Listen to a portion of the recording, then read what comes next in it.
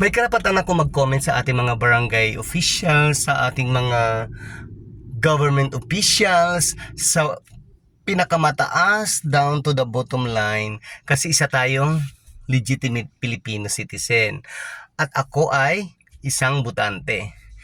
So karapatan ko mag-react, karapatan ko mag-comment sa lahat ng ginagawa ng ating from Pangulo hanggang sa barangay captain.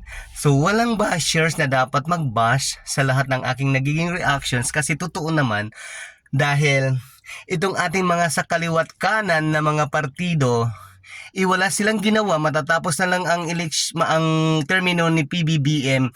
Puro paninira pa rin ni PBBM. Hindi man sila nakontento dito sa Pilipinas sa kararali ng mautog, maisog o ano-anong klaseng mga usog, ay umabot pa sila sa ibang bansa.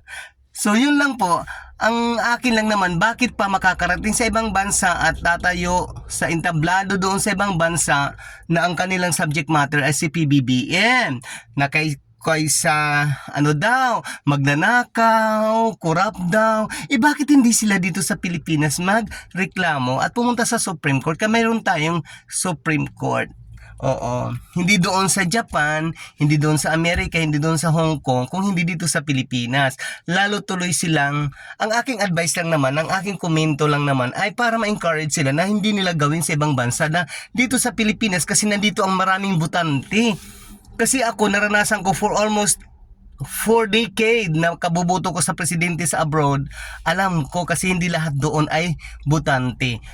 Marami doon mga marites sa abroad, kasi nasubukan ko na yan. Pero dito sa Pilipinas, 100% mga botante ang makukumbinsi ninyo. Pero kung gano'n ang ginagawa nila, yun, wala tuloy maraming buboto.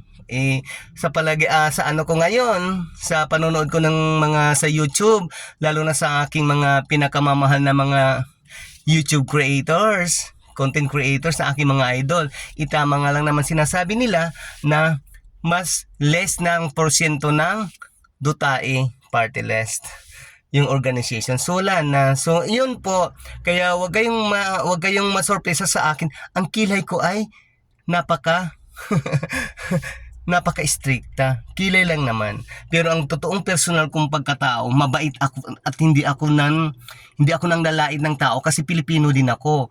Kahit wala akong kainin, kahit mayroon man akong kainin na wala nang nakikita ko, hindi ko na sinasabi sa kanila, tinutulungan ko na lang. Pero yung iba dyan ng mga bashers, ang patay binubuhay nila, ay ang buhay pinapatay na nila. Hindi ganun yun. Kasi pwede naman, karapatan ko rin na ikaw nagbabash sa akin, sabi mo na patay, nabuhay para mag-comment. So ikaw naman, sabihin ko naman sa'yo, mamamatay ka na mamayang gabi, hindi ka na mabubuhay para mag-comment. Yun lang yun. At remember, hindi ako bayarang vlogger. Kasi kung common sense, kung meron kang isip at meron kang pinag-aralan, titingnan mo muna ang numbers of subscriber ko. Kung babayaran ako ng mga politiko, 25 pa lang subscriber ko, ba't ako bayaran? Oh my God, ikaw din na nagsabi sa akin na bayaran ako. Oy, maghanap buhay ka, huwag kang umasa sa mga media. Huwag kang umasa dito sa social media, wala kang aasahan. Maghanap buhay ka, kasi ako, may hanap buhay ako. Hindi ako nanihingi ng magre-react ako dito sa YouTube, kasi oras-oras may pera ako, oras-oras may pumapasok sa akin. Mahiya ka sa buhay mo, mahiya ka sa face mo. Ayan, yun lang po. Kaya ganito lang ako mag-raise back sa mga bashers ko. Mahal ko yung mga bashers ko, pero wag niyong mapansinin, pilik mata lang ang mataray ko.